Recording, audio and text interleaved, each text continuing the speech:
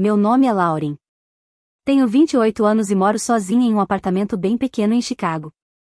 Há 3 semanas, eu dirigi por 4 horas até a casa dos meus pais para o que minha mãe chama, toda orgulhosa, de nosso jantar antecipado de Natal em família, mesmo acontecendo no dia de Ação de Graças. Ela disse que era mais prático assim. Todo mundo estava de folga. Todo mundo podia estar junto. Quase virei o carro e desisti 2 vezes durante a viagem, mas a culpa é um combustível poderoso. Então eu fui. Cheguei com uma torta de abóbora feita em casa e um sorriso que não chegava aos meus olhos. O jantar foi barulhento e caótico. Futebol passando na TV, todo mundo falando ao mesmo tempo, agindo como se aquilo fosse um especial de Natal daqueles filmes da TV. Depois que tiraram os pratos da mesa, minha mãe se levantou e bateu palmas para chamar a atenção, como se estivesse apresentando um prêmio. Ela puxou uma sacola cheia de presentes embrulhados e começou a distribuir um por um, passando pela mesa. Meu pai ganhou uma camisa nova de golfe. Meu tio ganhou o vinho caro favorito dele. Minhas irmãs ganharam coisas fofas e personalizadas, pulseirinhas e um vale para spa. Todo mundo ria, agradecia, abraçava minha mãe. Eu esperei, porque, claro, devia ter algo para mim também. Quando a sacola ficou vazia e ela nem tinha olhado na minha direção, eu perguntei, o mais normal que consegui.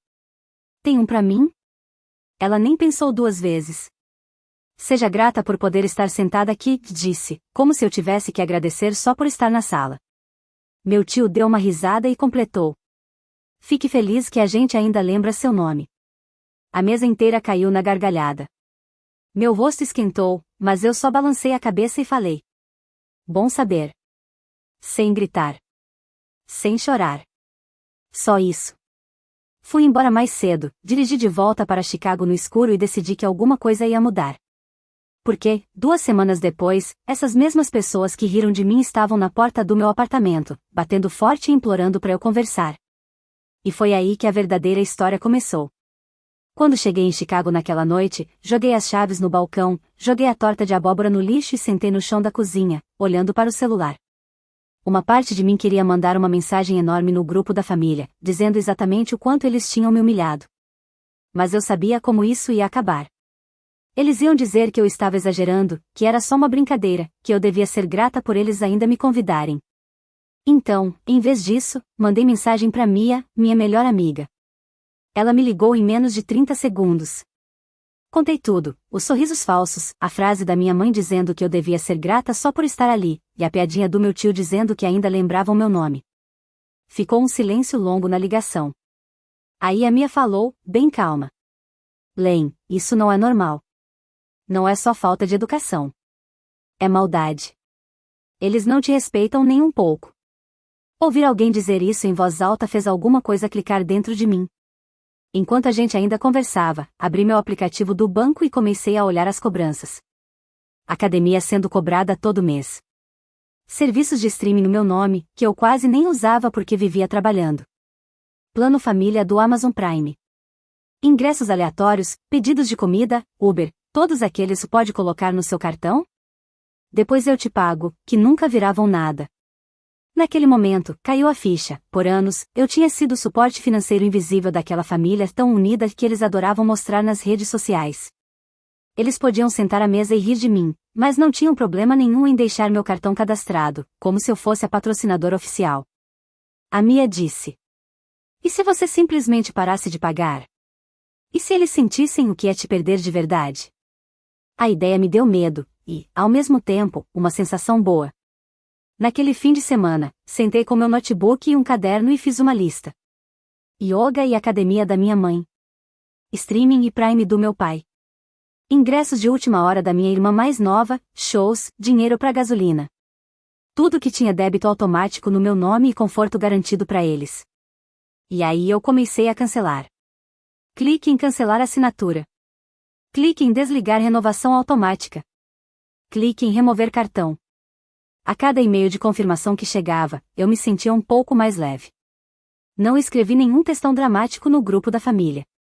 Eu só deixei os sistemas dos quais eles dependiam pararem, em silêncio. Alguns dias depois, minha mãe me ligou enquanto eu estava no meu horário de almoço. Sem oi, sem como você está? Só foi direto. Lauren, meu cartão da academia foi recusado hoje de manhã. Aconteceu alguma coisa com o pagamento? Engoli o nervosismo e respondi. Sim, eu cancelei. Você vai ter que colocar no seu próprio nome agora. Ela ficou ofendida na hora. Você sabe que eu faço essas aulas por causa da minha saúde. Você sabe que eu conto com isso. Eu respondi. Você também sabe o que falou pra mim naquele jantar. Eu cansei de pagar coisas pra pessoas que conseguem rir de mim daquele jeito. Ela fez um barulho de choque, como se eu tivesse dado um tapa nela. Mais tarde, naquela noite, meu pai ligou porque o streaming não estava funcionando. Tá dizendo que precisa atualizar o pagamento, reclamou. Você deve ter mexido em alguma coisa. Eu disse. Eu não mexi em nada. Eu só parei de pagar. Vocês são adultos. Dá pra cuidar das próprias contas. Ele ficou em silêncio por um momento e depois falou, irritado. Família cuida um do outro, Lauren. Eu respondi. Exatamente. Isso vale pros dois lados. Depois disso, o grupo da família começou a bombar. Mensagens passivo-agressivas falando que algumas pessoas esquecem de onde vieram, que dinheiro não é tudo, mas que tem gente que acha que é. Eu silenciei o grupo. Decidi que não ia voltar para casa no Natal, não importa quantas tentativas de me fazer sentir culpa eles tentassem. Pela primeira vez na minha vida, eu escolhi não cumprir o papel que eles tinham escrito para mim. Achei que eles iam ficar de cara fechada, talvez falar mal de mim no clube, e depois seguir em frente. Eu subestimei o quanto eles dependiam de mim, não só pelo dinheiro, mas pelo controle. Porque quanto mais as assinaturas e os confortos deles iam desmoronando, mais desesperados eles ficavam. E foi assim que acabei com minha família inteira do outro lado da porta do meu apartamento, batendo e gritando para eu deixar entrar. A primeira onda de verdade veio alguns dias depois que eu cancelei tudo. Eu estava na minha mesa tentando me concentrar em um relatório de campanha, relendo a mesma frase várias vezes, quando meu celular começou a vibrar sem parar. No começo, foi só o grupo da família explodindo, como um alarme disparado. Minha mãe mandou um textão dizendo que algumas pessoas esquecem quem as criou e que ela estava profundamente magoada porque eu tinha atacado a saúde dela ao cancelar a academia. Ela falou como se eu tivesse tirado um remédio controlado dela, e não apenas cancelado uma assinatura que era cobrada no meu cartão. Teve até uma parte dizendo que o yoga era a única coisa que mantinha ela sã, como se eu fosse pessoalmente responsável pela estabilidade emocional dela. Meu pai veio em seguida, com o discurso de sempre sobre sacrifício e dever com a família. Jogou aquela frase clássica. Você não teria esse emprego chique em Chicago se não fosse por nós. Como se meu diploma e minha carreira fossem itens de uma conta que eu ainda não tinha terminado de pagar. Depois, minhas irmãs entraram na conversa com emojis e comentários atravessados. Uma escreveu: Imagina escolher a Netflix em vez da própria mãe. O que era até irônico, já que eu também tinha cancelado a Netflix, e eram elas que mais usavam. Outra mandou: Você mudou muito. Antes você era legal. E colocou um emoji chorando e um coração partido. Era o mesmo roteiro de sempre, só que mais alto e agora num grupo. Fiquei olhando o chat por um minuto, sentindo o peito apertar. Aí silenciei de novo e virei o celular com a tela para baixo na mesa. Mesmo assim, dava para sentir as notificações chegando, vibrando a cada poucos segundos, como se o próprio celular estivesse ansioso. 10 minutos depois, a Mia me mandou prints do Instagram. Você tá vendo isso? Ela escreveu. Minha irmã mais nova tinha postado um fundo preto com texto branco. Algumas pessoas cortam o próprio sangue por dinheiro. Lembre de quem estava com você antes do seu salário. Tinha um emoji de coração partido e outro de mãos rezando. Ela não me marcou, mas nem precisava. Metade da família estendida seguia nós duas. Minha mãe comentou embaixo. Triste, mas verdade. Te amo, minha filha. Algumas pessoas se perdem no caminho.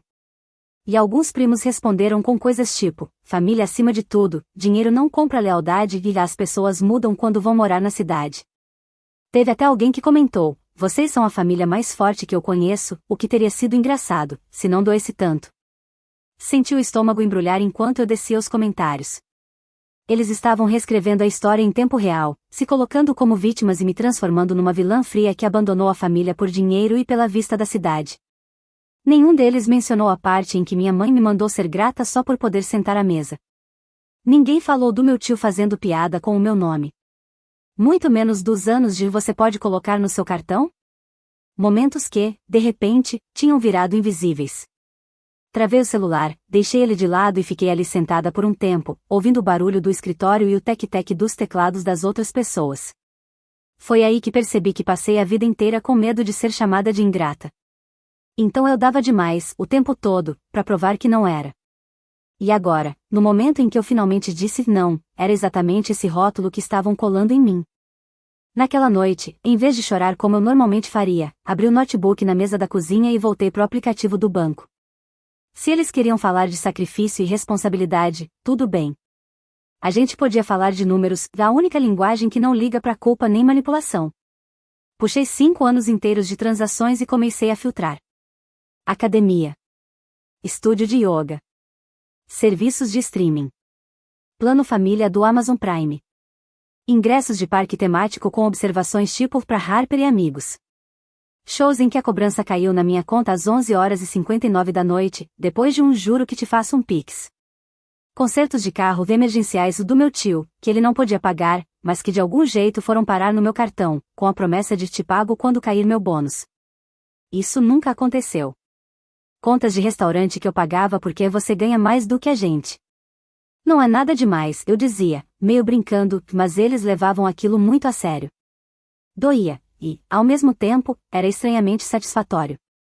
A cada item que eu destacava, eu lembrava exatamente da conversa que veio junto com aquela cobrança. Do momento exato em que eu engoli a raiva e sorri no lugar. Copiei tudo para uma planilha. Coloquei datas, descrições curtas, separei por cores só para não enlouquecer. E fiquei vendo o total subir, até eu ter que me recostar na cadeira e só encarar a tela.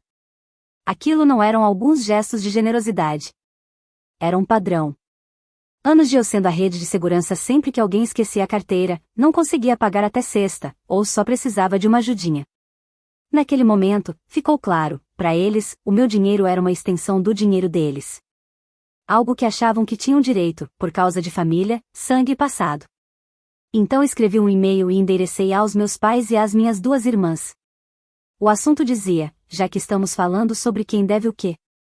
Fiquei alguns segundos parada, com o dedo sobre o teclado, e comecei a escrever.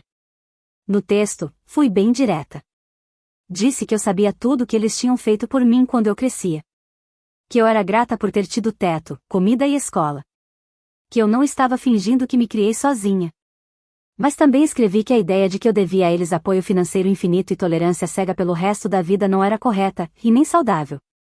Depois, colei o valor total da planilha e, logo abaixo, um resumo com as categorias. Não chamei ninguém de ladrão. Não exigi que pagassem tudo na hora, como um cobrador. Eu só escrevi. Se vocês querem continuar dizendo que eu sou ingrata e egoísta porque parei de pagar, por favor, olhem isso e se perguntem quem, de fato, estava cuidando de quem. Minhas mãos tremiam quando eu apertei enviar. O coração batia forte, como se eu tivesse pulado em água gelada.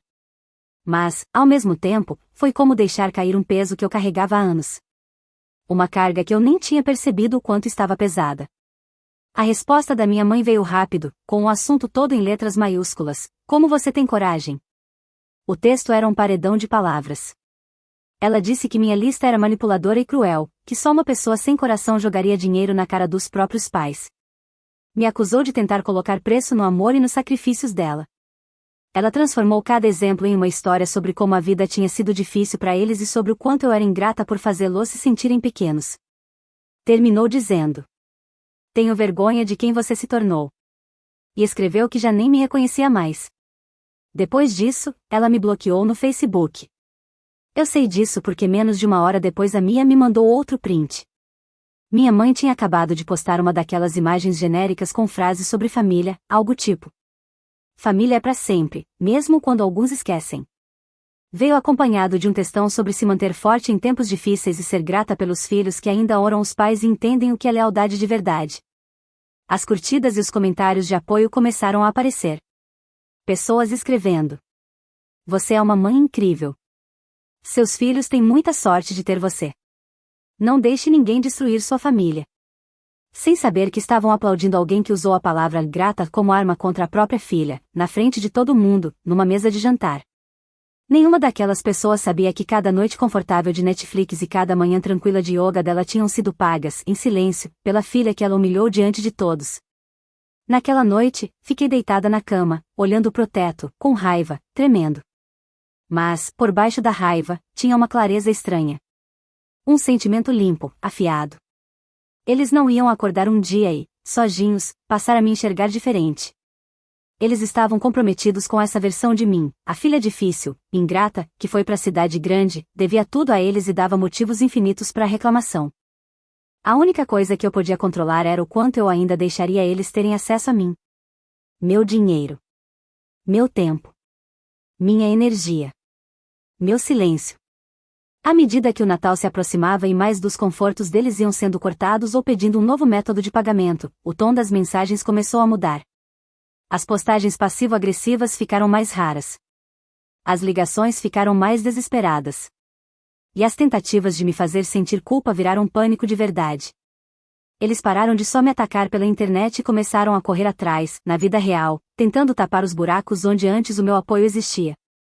E foi aí que a sensação de direito deles virou algo muito mais alto, muito mais feio e impossível de ignorar. Um tipo de desespero que não fica só na tela, mas aparece bem na porta da sua casa. 2 semanas depois daquele jantar de ação de graças, eu estava no meu apartamento num sábado à tarde, meio distraída com um vídeo aleatório no YouTube, tentando não pensar na minha família, quando o interfone tocou. No começo, achei que fosse entrega, mas eu não tinha pedido nada. Aí meu celular acendeu com o nome do meu pai. Deixei cair na caixa postal. 1 segundo depois, minha mãe começou a ligar. Então o interfone tocou de novo, dessa vez por mais tempo, como se alguém tivesse ficado apertando. Meu estômago afundou. Fui até o interfone e apertei o botão só o suficiente para ouvir o barulho do saguão. Foi quando ouvi a voz da minha mãe ecoando pela escada, alta e estridente. Lauren, a gente sabe que você está em casa. Abre pra gente. O tom era falso, animado demais, como se ela quisesse parecer normal para quem estivesse ouvindo. Mas por baixo disso tinha só raiva. Fiquei paralisada por um segundo. Depois, fui até a porta e olhei pelo olho mágico. Alguns minutos depois, eu vi os dois. Minha mãe e meu pai parados na porta do meu apartamento. Claramente tinham convencido algum outro morador a deixar eles entrarem no prédio. Minha mãe segurava uma sacola de presente vermelha, brilhante, com papel saindo para fora, como se estivesse numa propaganda. Meu pai tinha 2 sacolas menores penduradas no pulso. Atrás de mim, em cima da mesa, meu celular começou a tocar de novo. Deixei o telefone tocar. Minha mãe bateu na porta de forma educada no começo. 3 batidinhas leves. Lauren, querida, abre. A gente trouxe uma coisinha para você. Só queremos conversar antes do Natal, ela falou alto o suficiente para qualquer pessoa do andar ouvir. Respirei fundo, cheguei mais perto da porta, mas não destranquei. Eu não quero conversar agora, falei através da porta. Vocês precisam ir embora. A mudança na voz dela foi imediata. A doçura falsa quebrou. Ela bateu mais forte, as sacolas fazendo barulho. Nós dirigimos 4 horas para chegar aqui, Lauren. 4 horas. O mínimo que você pode fazer é abrir a porta e falar com seus próprios pais. Meu pai entrou na conversa, já irritado. Isso é ridículo. A gente não vai resolver isso através de uma porta. Abre. Eu repeti. Não. Vocês não podem me humilhar, rir de mim, e depois aparecer aqui com sacolas de presente achando que isso resolve alguma coisa. Vocês precisam ir. Houve uma pausa. Depois, as batidas viraram socos fortes na porta. A voz da minha mãe subiu, trêmula e dramática. Você está se ouvindo? Foi essa cidade que fez isso com você. Agora você acha que é melhor que a gente? Cancela as coisas sem avisar, manda aquele e-mail nojento e agora nem consegue olhar para nós. Ela começou a fungar alto. Nossa família está se despedaçando e você não se importa nem um pouco, chorou. Meu pai abaixou o tom, mas dava para sentir a raiva. Isso é sobre respeito, Lauren. Você devia nos dar a chance de conversar pessoalmente. Cria vergonha e abre essa porta. Quase Riduz cria vergonha, considerando que tudo isso começou porque eles zombaram de mim na frente de todo mundo, como se eu fosse uma criança. Em vez disso, respondi. Respeito funciona para os 2 lados. Ficar do lado de fora da minha casa tentando me forçar a uma conversa que eu já disse que não quero não é respeito. Meu celular vibrou na minha mão. Era minha irmã mais nova ligando. Não atendi. Logo em seguida, ela mandou mensagem. Eles estão na porta do seu apartamento. Abre logo. Não piora isso. A mãe está surtando. Eu respondi. Eles apareceram sem serem convidados. Isso é problema deles. Um segundo depois, ela respondeu. Você está sendo cruel. Eles trouxeram presentes de Natal para consertar as coisas. Do outro lado da porta, minha mãe pareceu decidir apostar nessa ideia. Levantou a voz de novo e disse. A gente trouxe presentes, Lauren. A gente não esqueceu de você. Estamos tentando. Era isso que você queria, né? Atenção. Chegava a ser quase engraçado o jeito como ela distorcia tudo. Eu imaginei o que tinha dentro daquelas sacolas. Talvez um suéter básico em promoção. Talvez uma vela qualquer. Algo que depois eles pudessem apontar e dizer, a gente tentou, mas ela jogou na nossa cara. Eu não queria nada disso. Presentes não consertam nada, e eu disse. Vocês nem pediram desculpa pelo que falaram de mim, por rirem de mim na frente de todo mundo. Houve um segundo de silêncio. Então minha mãe explodiu. Meu Deus, você ainda está presa nisso? Foi uma brincadeira, Lauren. Uma brincadeira. Pessoas normais sabem levar uma piada no jantar. Meu pai completou. Você está exagerando um comentário e punindo a família inteira por causa disso. Foi ali que eu soube que não tinha nada para mim do outro lado daquela porta. Pelo menos não daquele jeito. Não ainda. Peguei o celular e mandei mensagem para minha mãe. Vocês têm 10 minutos para ir embora ou eu vou chamar a segurança do prédio. Em voz alta, eu disse. Vocês precisam ir. Eu estou falando sério. As batidas pararam por um segundo, e depois voltaram ainda mais fortes, junto com a voz da minha mãe falhando. A gente precisa conversar. Abre a porta. Por favor, não faz isso com a gente. Não faz isso com a sua mãe. Meu coração batia tão forte que eu escutava nos ouvidos, mas eu não fui até a fechadura. Eu só fiquei ali, olhando para a maçaneta, repetindo na minha cabeça. Você pode dizer não. Você pode dizer não. Depois de uns 20 minutos de batidas, choro, pedidos e do meu pai murmurando que eu estava louca, eles finalmente foram embora. Mais tarde naquela noite, um vizinho do corredor me mandou um e-mail pelo portal do prédio, educadamente perguntando se estava tudo bem e mencionando a cena muito barulhenta que tinha acontecido na porta do meu apartamento. Depois disso, sentei no sofá, tremendo, e abri uma nota em branco no celular. Comecei a digitar exatamente o que tinha acontecido, cada palavra que eles disseram, cada sentimento no meu peito. Eu não queria que depois eles tentassem me convencer de que eu tinha imaginado tudo. Quanto mais eu escrevia, mais claro ficava que não se tratava só de um jantar ou algumas assinaturas. Era sobre controle. Eles não estavam acostumados comigo estabelecendo limites. E não estavam lidando bem com a palavra não. Pensei que o pior tinha passado depois que eles foram embora naquele dia. Disseram a mim mesma que eles iam esfriar a cabeça, reclamar de mim para os amigos e depois iriam se afastar. Estava errada. Aquela visita tinha sido só um aquecimento. Na próxima vez que voltassem, trariam mais do que sacolas de presente e culpa, e iam me mostrar até onde estavam dispostos a ir para me arrastar de volta para o papel que eles precisavam que eu desempenhasse. Depois da cena das sacolas na porta, eu realmente achei que eles iam se afastar. Por alguns dias, foi quase pacífico. O grupo da família ficou mais calmo, só com citações vagas sobre perdão e orações por pessoas que se perdem. Eu silenciei o grupo, foquei no trabalho, tomei café com a Mia, tentei dormir sem ouvir na minha cabeça ou seja grata por poder sentar aqui da minha mãe. Me disse que o pior tinha passado. Não tinha. As ligações começaram de novo. Primeiro dos números dos meus pais, que eu deixei cair na caixa postal. Minha mãe chorava falando que não conseguia dormir, que a pressão estava alta, que o médico disse que estresse assim poderia matá-la, e perguntava se era isso que eu queria. As mensagens do meu pai eram mais frias, eu estava destruindo a família. Devia a eles uma conversa, porque eles tinham me criado. Quando parei de responder, eles começaram a ligar de números aleatórios da região. Atendi uma ligação, achando que era trabalho, e minha mãe disse. Ah, então você ainda sabe atender o telefone? Como se tivesse me pegado mentindo. Desliguei. Então meu tio Chunk entrou na história, deixando recados de voz dizendo que eu não podia cancelar minha família como se fosse uma assinatura, e que um dia eu ia precisar deles. Online, minha irmã postou outro TikTok triste sobre ser abandonada por um irmão que escolhe dinheiro e estranhos em vez das pessoas que estavam com você desde o começo. Não mencionou nomes, mas a legenda, às vezes, sangue dói mais que estranhos, deixava claro.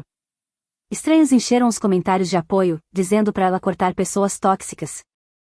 Enquanto isso, as consequências dos meus pagamentos cancelados começaram a aparecer. Minha mãe deixou um recado desesperado sobre a academia pedindo um novo cartão e taxa de inscrição, dizendo que o yoga era a única coisa que a mantinha calma e perguntando como eu podia fazer aquilo com ela. Um primo me contou que meu pai estava reclamando no clube de golfe sobre filhos ingratos que tratam os pais como bancos. Uma noite, abri minha planilha de novo e adicionei uma coluna de comportamento, ligações, chantagens emocionais, TikToks, visita surpresa. Ver tudo alinhado tornava impossível fingir que isso era só uma fase. Era um sistema, e eu tinha parado de participar. Alguns dias antes do Natal, voltou do digital pro físico. Cheguei em casa com as compras, vi o carro dos meus pais na porta e senti meu estômago cair. Quando virei na minha ala, minha mãe, meu pai e meu tio Chunk estavam em frente ao meu apartamento, como um bloqueio. Lá está ela, disse minha mãe bem alto. Você se sente orgulhosa de chamar a segurança contra os seus próprios pais? Coloquei as sacolas no chão, mantendo minhas chaves na mão. Vocês não deveriam estar aqui. Precisam ir embora. Meu pai disse que não iam sair, que tinham dirigido tudo aquilo só para conversar pessoalmente e que eu devia a eles isso.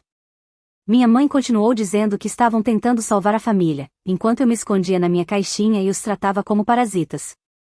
Meu tio se encostou na parede, com um sorriso cínico, perguntando se eu realmente achava que meus vizinhos se importavam mais comigo do que meu próprio sangue. Você não cancela sangue assim, que ele disse. Eu disse a eles que sangue não dá o direito de aparecer depois que eu falei para pararem, respondi. Minha mãe bufou, disse que ninguém tinha me agarrado, me acusou de distorcer tudo e de pintar eles como abusivos só para me sentir justificada. Meu pai se aproximou até a porta estar atrás de mim. Vai acontecer o seguinte, ele disse. Você vai passar o Natal com a gente. Essa encenação termina agora. Minha voz tremeu, mas eu falei. Não. Eu já disse para vocês irem embora. Estão me assediando. Minha mãe bateu a mão na porta, bem perto da minha cabeça, com tanta força que eu pulei, gritando sobre tudo que eles tinham me dado e sobre o que eu supostamente devia a eles. Meu tio viu eu me assustar, sorriu e colocou a mão no meu ombro, tentando me afastar da fechadura. Algo dentro de mim ficou completamente parado. Eu tirei a mão dele de cima de mim e disse alto e claro. Não me toque de novo. Peguei o celular, liguei para a segurança do prédio e disse. Minha família está aqui de novo. Eu disse para eles irem embora. Eles não vão. Um deles colocou a mão em mim. Preciso de alguém aqui. Eles me olharam como se eu tivesse incendiado o prédio. O segurança chegou, ouviu os dois lados, e então falou com eles. Ela mora aqui. Pediu para vocês saírem. Vocês não podem continuar vindo aqui e causando cenas. Se voltarem, teremos que chamar a polícia. Ele os levou até o elevador enquanto minha mãe chorava e meu pai resmungava sobre filhos ingratos. Meu tio lançou um último olhar para mim e murmurou. Você vai se arrepender disso. Mais tarde, a administração deslizou um aviso debaixo da minha porta, documentando o incidente dizendo que eles não podiam voltar sem permissão. Que visitas repetidas poderiam resultar em uma ordem de restrição e polícia. Pela primeira vez, havia algo no papel dizendo que não era só drama familiar. Outras pessoas viram. Outras pessoas estavam dispostas a chamar as coisas pelo que realmente eram. Eu queria acreditar que aquele aviso seria suficiente para fazê-los parar. Mas pessoas acostumadas a ter controle geralmente não desistem por causa de um pedaço de papel. E da próxima vez que eles aparecessem, não seria só a segurança se envolvendo. Alguns dias antes do Natal, finalmente comecei a relaxar. A segurança tinha registrado o ocorrido. Meus pais e meu tio já tinham sido escoltados para fora uma vez, e meu celular estava silencioso pela primeira vez em semanas. Bloqueei alguns números, silenciei o grupo da família, me joguei nos projetos de fim de ano e me apeguei ao plano de passar a véspera de Natal com a Mia, comendo delivery e assistindo filmes bobos. Disse a mim mesma que eles tinham acabado. Estava errada. Uma tarde, eu subia as escadas com as compras quando ouvi aquilo. Meu sobrenome ecoando pelo corredor, a voz da minha mãe alta e cortante. Ela está neste andar. Eu sei que ela está. Lauren, sai aí agora. Meu estômago afundou. Quando virei a esquina no meu andar, lá estavam eles de novo, minha mãe, meu pai e meu tio Chunky, no meio do corredor, em frente à minha porta, como se fossem os donos do lugar. Minha mãe se virou para mim. Lá está você, que ela disse com raiva. Se sente poderosa agora chamando a segurança contra os seus próprios pais? Meu pai estava rígido, com o maxilar travado. Meu tio se encostou na parede, como se aquilo fosse entretenimento para o dia. Coloquei a sacola de compras no chão, mas mantive as chaves na mão. Vocês não deveriam estar aqui, que eu disse. Precisam ir embora. Nós não vamos, disse meu pai. Não até você parar de agir como uma estranha e falar com a gente como adulta. Dirigimos tudo isso antes do Natal para tentar consertar isso. Minha mãe entrou na conversa, a voz subindo para que todas as portas do corredor ouvissem. Ainda estamos lutando por esta família. Você nos cortou. Nos humilhou com aquele e-mail. Chamou a segurança contra nós, e nem consegue nos olhar nos olhos. Nós te demos tudo. Senti portas se abrindo ao longo do corredor. Meu tio saiu da parede e deu um passo à frente. Você acha que essas pessoas se importam mais com você do que a gente? Perguntou, apontando para os outros apartamentos. Quando essa sua vida de cidade grande desmoronar, você acha que eles vão te acolher? Sangue é sangue, garota. Isso não se cancela. Alguma coisa dentro de mim endureceu. Sangue não é passe livre, eu disse. Não dá o direito de aparecer na minha casa depois que eu mandei parar. Não dá permissão para gritar comigo, me encurralar ou encostar em mim. Minha mãe bufou. Ninguém encostou em você, ela respondeu, irritada. Você distorce tudo para nos pintar como monstros. A segurança disse que não tinha nada nas câmeras da última vez. Você decidiu que somos abusivos só para se sentir justificada. Pelo canto do olho, vi minha vizinha mais velha do corredor em pé na porta, com o celular levantado, gravando de novo. Nossos olhares se encontraram. Ela fez um leve aceno de cabeça, como quem diz, eu estou vendo. Não vou fingir que não. Meu pai deu mais um passo à frente até minhas costas baterem na porta do meu apartamento. A voz dele ficou baixa e dura. Vai ser assim. Você vai arrumar uma bolsa. Vai voltar para casa com a gente no Natal, e vamos sentar e resolver isso. Essa palhaçada de cancelamentos e de chamar a segurança acaba agora. Minhas mãos tremiam, mas minha resposta saiu firme. Não. Eu não vou a lugar nenhum com vocês. Eu já pedi para me deixarem em paz. Vocês continuam voltando. Isso é assédio. Minha mãe bateu a mão na porta, bem ao lado da minha cabeça, com um estalo alto que me fez estremecer. Assédio? Ela sibilou. Nós te demos a vida. Você não teria esse apartamento, esse emprego, nada, sem a gente. Você nos deve respeito. Deve presentes de Natal. Deve muito mais do que isso. Meu tio viu eu me assustar e sorriu. Você chama isso de assédio? Ele disse. Então colocou a mão no meu ombro e me empurrou só o suficiente para me afastar da fechadura. Não foi um soco, mas foi um recado, ainda controlamos você. Algo dentro de mim ficou completamente frio.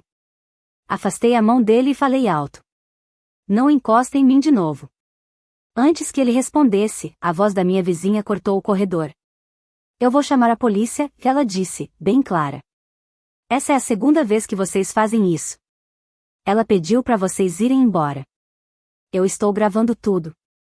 Por um segundo, todo mundo congelou. Minha mãe se virou gritando. Isso não é da sua conta. Isso é família. Minha vizinha nem piscou. Vocês tornaram isso da minha conta quando começaram a gritar no corredor. Dava para ouvir, ao longe, o som fraco de sirenes se aproximando. Minha mãe voltou para mim e mudou na hora aquele tom quebrado e manipulador que eu conhecia tão bem. Lauren, para com isso, ela implorou. Diz que tá tudo bem. Diz pra ela não ligar.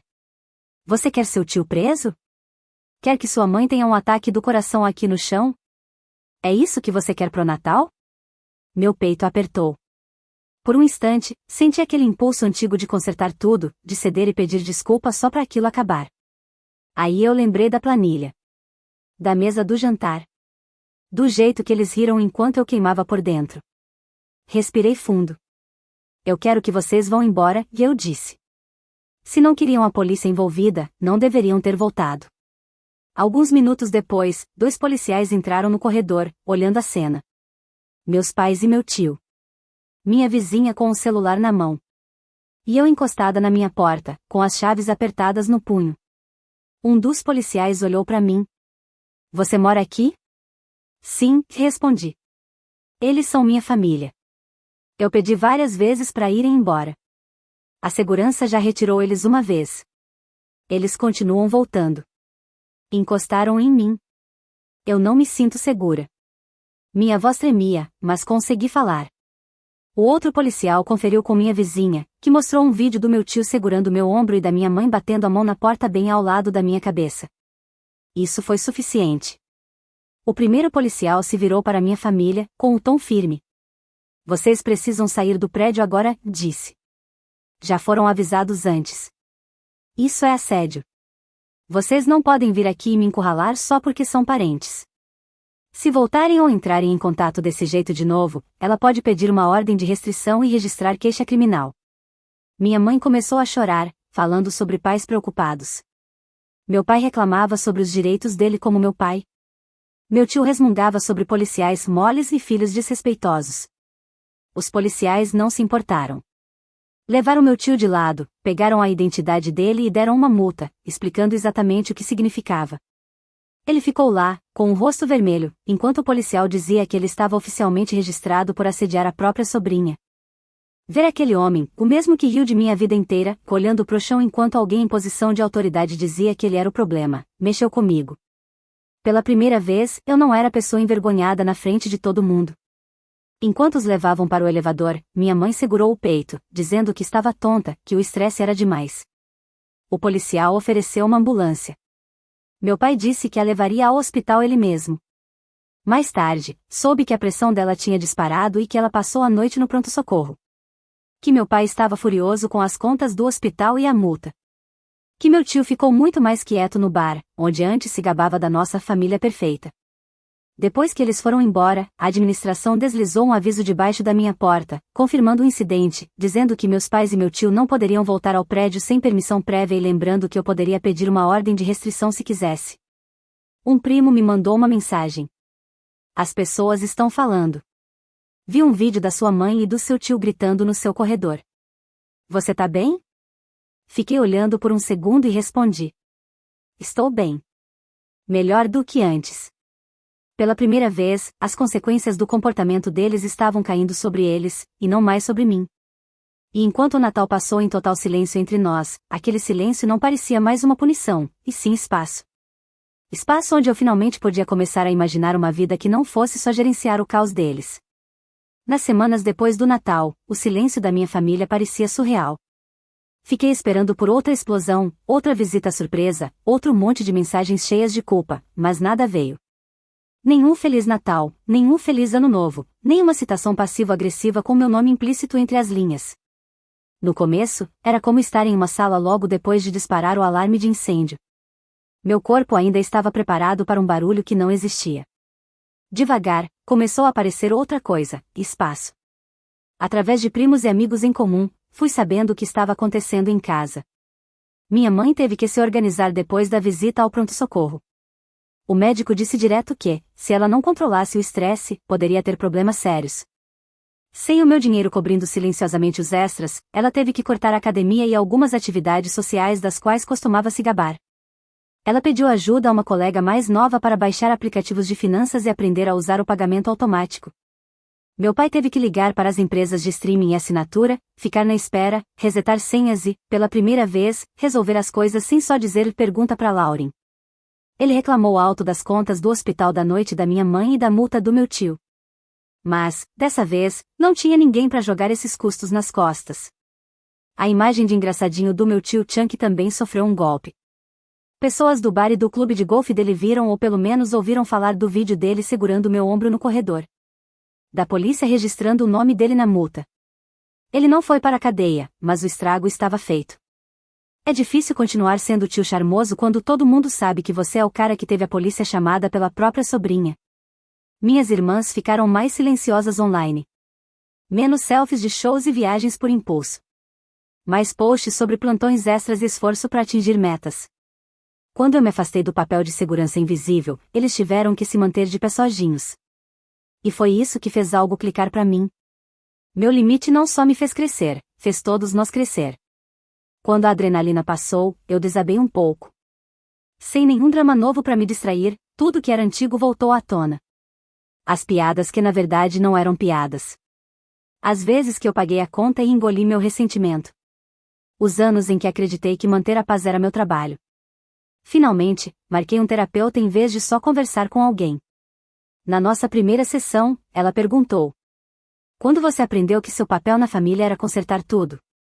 Não tinha uma resposta pronta, mas a pergunta ficou comigo. Também encontrei um grupo de apoio online e um subreddit cheio de pessoas com histórias estranhamente parecidas. Pais que usavam culpa como arma, parentes que tratavam a família como uma coleira, irmãos que só procuravam quando precisavam de algo. Lendo os comentários deles, vi palavras que nunca tinha permitido para minha própria situação: manipulação, abuso emocional, exploração financeira. Não mudou o que tinha acontecido, mas mudou a forma como eu me julgava por finalmente ter me afastado. Meses depois, minha mãe enviou um e-mail curto. Sem assunto, só. Sinto muito que as coisas tenham ficado tão ruins entre nós. Não concordo com como você lidou com tudo, mas sinto sua falta. Espero que esteja bem. Não era o pedido de desculpas que eu queria, mas já era alguma coisa. Não respondi de imediato. Quando respondi, mantive simples. Disse que estava bem, que esperava que ela estivesse cuidando da saúde, e que se algum dia fossemos conversar de novo, teria que ser diferente. Sem gritos, sem culpa, sem fingir que o tanque de vinho foi só uma brincadeira. Eu disse que estava aberta a conversar algum dia, de preferência com um terapeuta presente, mas que não voltaria a pagar por tudo e a ser grata só por poder sentar à mesa. Aperta de enviar não pareceu reabrir a porta. Pareceu mais como trancá-la para a versão antiga de nós e deixar apenas uma pequena janela protegida. Não sei exatamente o que vai acontecer com minha família a longo prazo. Talvez a gente construa algo menor e mais saudável. Talvez fiquemos em contato mínimo para sempre. O que eu sei é o seguinte: pela primeira vez, a minha paz não depende do humor deles. Eu pago minhas próprias contas. Passo feriados com pessoas que não me transformam em piada e chamam isso de amor. Não meço mais meu valor pelo quanto sou útil para quem me criou. Se tem alguma lição nisso tudo, é que família não é passe livre para te desrespeitar. Amor sem respeito é só controle disfarçado de preocupação. Limites não são traição. São autorrespeito e ação. E às vezes, a vingança mais satisfatória não é bater a porta. É ir embora. Deixar que as pessoas finalmente sintam as consequências do próprio comportamento e construir uma vida onde você não é grata só por estar presente, mas genuinamente feliz por se sustentar sozinha. Você já teve que escolher sua própria sanidade em vez da aprovação da sua família? E se ainda não, até onde eles teriam que ir para você finalmente dizer basta?